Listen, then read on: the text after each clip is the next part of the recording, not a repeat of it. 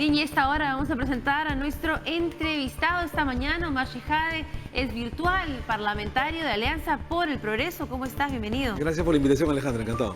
Bueno, hay muchos temas que tocar esta mañana. El primero, considerando que fue vicepresidente durante el gobierno de Ollanta Humala, cae de Maduro, ¿no? Esta denuncia que hizo un medio local, un colaborador eficaz habría asegurado que la pareja presidencial, Ollanta Humala y Nadine Heredia, habrían recibido 16 millones del Club de la Construcción. ¿Cuál es su primer análisis del tema? Que no me sorprende, digamos, ellos han estado inmersos en varios actos de corrupción en el país. Incluso yo lo denuncié con un libro llamado La Gran Usurpación, que con el tiempo me dio la razón.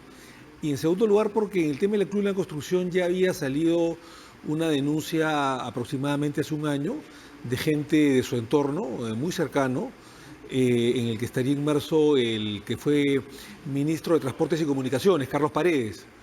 En verdad, a nosotros nos llamó poderosamente la atención esa designación de ministro de Transportes. El primer ministro de Transportes fue Carlos Paredes, porque él y su hermano Pepe Paredes, que a la sazón había sido promoción de Ollanta Humala en el ejército, habían sido la familia que de alguna manera había proveído de insumos a Nadine Heredia años antes que ella fuera primera dama, para justificar, entre otras cosas, esas asesorías truchas para sustentar las supuestas consultorías que ella, Nadine, habría hecho en determinados trabajos para pagar, te acordarás, la casa de Castrato, donde ellos viven actualmente. Sucede que en el año 2007, uno de los bancos, Banco de Crédito, me parece, le otorgó un crédito para comprar una casa, un crédito hipotecario de $215.000 de esa época. Le dieron 15 años de plazo y lo pagó en 9 meses. Entonces, dentro de esas asesorías truchas, porque ella en verdad no trabajaba en esa época, uno no lo sabía, pero después de años se supo, Martín Belaúnde Locio dijo de que habían otorgado asesorías truchas para sustentar o justificar el dinero que entraba a sus arcas para pagar la casa. Otra de las asesorías truchas eran las empresas de los Paredes, de los hermanos Paredes. Luego, sorpresivamente, nombran al hermano Carlos Paredes como ministro de Transportes. Y claro, ya entendemos por qué, cuál era la relación, ¿no? Pepe Paredes, su hermano, que había sido compañero de él en el ejército, la misma promoción, jugaba triangulada con su hermano Carlos Paredes como ministro de Transportes, con el Club de la Construcción, para tener el 3% en asesorías.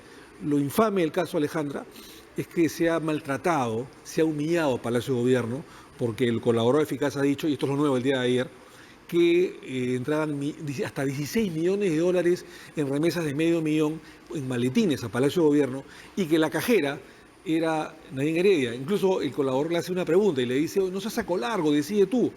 Y él, Ollanta Humala en Palacio, le dice, no, tengo que consultar a mi esposa porque ella es mi mejor primer ministro, le dice. Ella decidía todo, ella era la cajera. En este caso, dice que la designación de Carlos Paredes como ministro de Transportes y Comunicaciones fue sorpresivo para ustedes, pero no dijeron nada en su momento. No se mencionó para nadie. Esto fue raro, extraño. Incluso Carlos Paredes fue una persona clave dentro del gobierno de Ollanta Humala, ministro de Transportes y Comunicaciones, encabezó muchas de las obras que se hicieron. ¿No? Yo sí le pregunté. O sea, a los pocos días o semanas de su nombramiento, yo le pregunté, porque yo tenía confianza con Ollanta, había sido su abogado, y yo le pregunté, Ollanta, ¿no te parece raro un nombramiento de alguien que, digamos, hace unos años atrás habría sustentado los contratos? En ese momento yo no sabía que eran truchos ni falsos, los contratos de tu esposa, de Nadine, para comprar la casa de Castrat, la casa de Surco en la que vives. Y él medio que se molestó, ¿no? Dijo, no, que era una persona de confianza, que era un muy buen profesional, y que era un buen técnico y que tenía que estar en el Ministerio de Transportes. Ante el presidente de la República que te da esa versión y que en ese momento no había sucedido nada, porque eso fue comenzando el gobierno, ¿qué se le podía decir, no? Esta denuncia que mencionas fue del año pasado. Precisamente también un medio local reveló que los hermanos Paredes de alguna manera tenían inmuebles valorizados en cerca de $4 millones. Y uno de esos era de Carlos Paredes, que había sido cancelado también con esta modalidad de una manera express, digamos, muy rápido, valorizado en $500 000. ¿Se refiere a esa denuncia que los vincula de alguna manera ya con el caso del Club de la Construcción? Lo nuevo aquí es la declaración del colaborador eficaz, que involucra ya a Ollantaytamala y Nadine Heredia, ¿no? Porque los hermanos estaban involucrados en esta denuncia. Sí, pero eso se supo, digamos, años después, ¿no? O sea, en ese momento Carlos Paredes era un buen profesional. Sí me sorprendió, como te repito, su nombramiento porque 3 años antes había estado inmerso como testigo en un caso que salvaba a su esposa de un caso de lavado de activos, de un tema de lavado de activos. Entonces sí me sorprendió, yo no sabía que el hermano de Carlos Paredes había sido promoción en el ejército de Ollantaytamala y su amigo, eso no lo conocía, ¿no? Tampoco me lo dijo, tampoco le convenía decírmelo. Lo que yo sabía, porque había sido abogado de él años antes, es que la familia Paredes había sustentado con sus empresas, después nos enteramos, en ese momento no, contratos truchos, contratos falsos a favor de Nadine para justificar la casa que compraba. Entonces, claro, yo le pregunto, no solamente como vicepresidente, sino como amigo, oye, Ollanta, estás nombrando como primer ministro de Transportes y Comunicaciones a alguien de que en la familia ha sustentado, ha justificado, digamos, el supuesto desbalance de Nadine Heredia. Y él se molesta y me dice, pero ¿cuál es el problema? O finalmente es algo cierto, Nadine trabajó para ella y le ha emitido contratos que en apariencia parecían reales, contratos de trabajo, ¿no es cierto? Y además Nadine pagaba puntualmente sus impuestos a la SUNAT. Entonces no parecía, digamos, ser un afer delictivo, digamos, ¿no? Y después nos enteramos que lo nombra porque era una persona de confianza. Cuando un presidente de la República, Alejandra, quiere tener actos ilícitos de enriquecerse, lo primero que hace es nombrar como ministro de Transportes y Comunicaciones un amigo, ¿no? Hemos visto ya otros presidentes a quienes nombraban como ministro de Transportes y Comunicaciones, porque es un puesto muy sensible para temas delictivos y para enriquecimientos ilícitos. Eso fue lo que aconteció. Bueno, Odebrecht está generando cola, de alguna manera, en estas denuncias. Recientemente han decidido denunciar al Estado peruano ante la CIADI y esto ha provocado cambios en el gabinete. Se involucró al ministro de Energía y Minas en una reunión, se ha destituido al procurador ad hoc que representaba al Estado, en el caso Lava Jato. ¿Cuál es su interpretación de lo que ha ocurrido en este cambio de gabinete reciente? Evidentemente ha habido una discrepancia entre el presidente de la República y el ministro de Justicia con las labores probablemente que haya hecho la Procuraduría, digamos, ad hoc anticorrupción para los casos Fujimori y Montesinos. Pero evidentemente es responsabilidad del Ejecutivo. O sea, yo también he sido abogado de la Procuraduría, he tenido un cargo parecido al de Ramírez en el caso también sensible de la extradición de Alberto Fujimori de Chile al Perú, en la extradición y los temas de los casos Fujimori y Montesinos en esa época. Y toda la estrategia no solamente partía de la Procuraduría, sino era parte de una estrategia integral con el Ministerio de Justicia y el Gobierno, porque la Procuradora es el abogado del Estado y el cliente del Procurador, que es el abogado del Estado, es justamente el Estado. Entonces, es como una defensa privada. El abogado puede tener una estrategia, pero siempre consulta con el cliente las cosas que se van a hacer como estrategia procesal. Y es evidentemente que, digamos, ha habido un hierro garrafal, por ingenuidad o por lo que fuera, por parte del Ministerio de Justicia en ese momento liderado por la señora Revilla.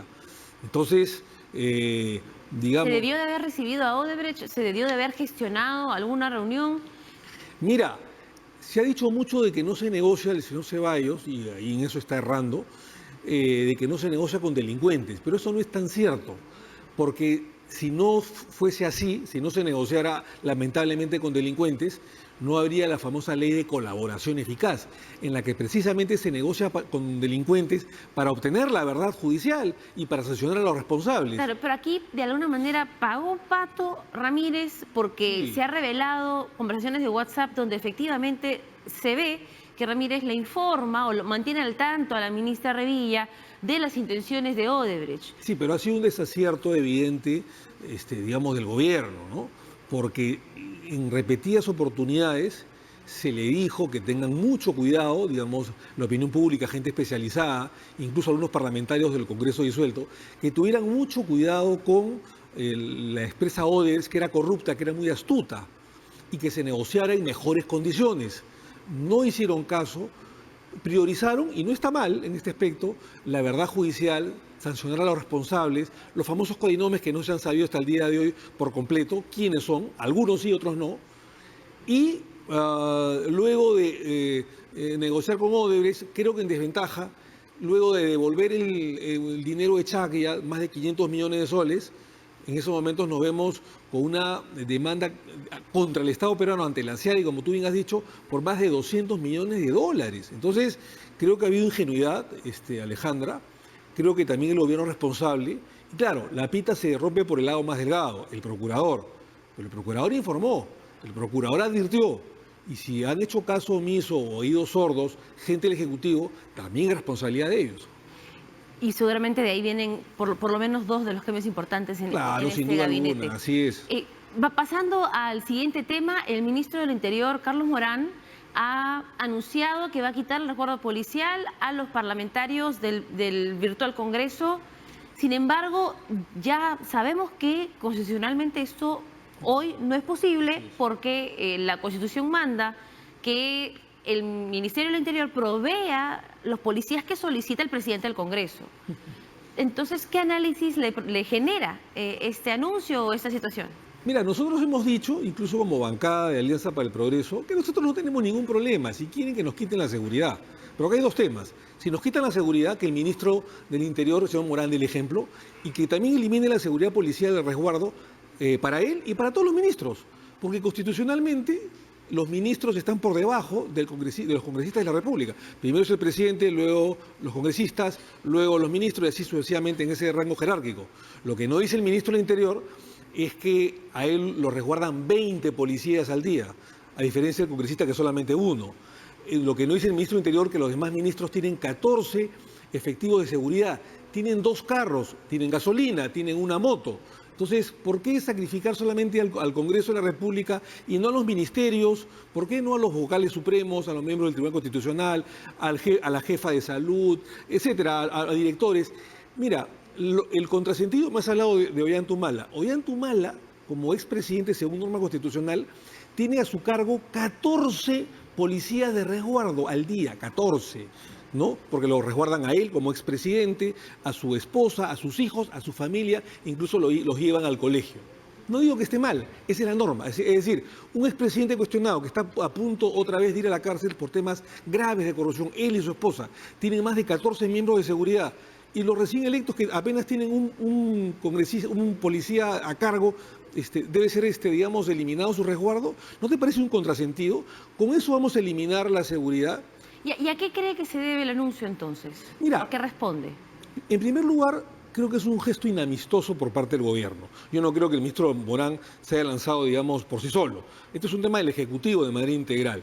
Nosotros le hemos ofrecido al presidente de la República, el día que lo visitamos, tenderle puentes, ¿no es cierto? Tender, digamos, la mano para la reforma política, para ayudarlo en la lucha contra la corrupción, para ayudarlo en la reforma judicial, etcétera, etcétera. Y me parece excelente. Lo hemos hecho de buen corazón por la gobernabilidad del país.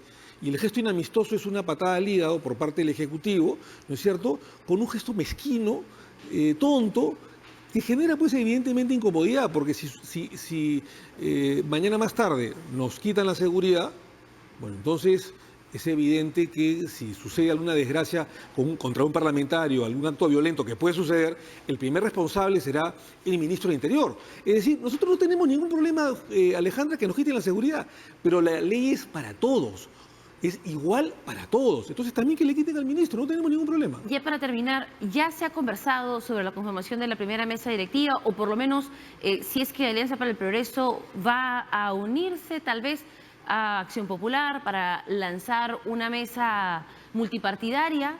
Sí, habrá una mesa directiva multipartidaria en la que va a estar evidentemente 4 bancadas. En parte por la cantidad de curules o escaños que tienen y en parte también por coincidencias programáticas.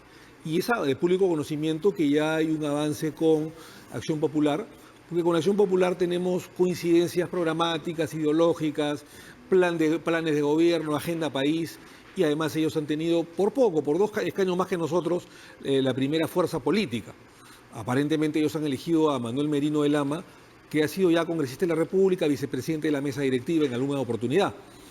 En fin, nosotros estamos en este momento decidiendo quién iría dentro de la lista parlamentaria. Hemos conversado con la gente de Somos Perú, con la bancada de Podemos Perú, con el Partido Morado, en el cual tenemos, digamos, algunas afinidades. Creo yo que la bancada, la próxima mesa directiva va a ser por la gobernabilidad del país, por tener una agenda país común en la que marchemos hacia adelante ya sin estas peleas de que si nos quitan o no la seguridad ¿Usted ciudadana. busca integrar la primera mesa directiva? No, la bancada todavía no ha decidido, no ha votado quién será su representante.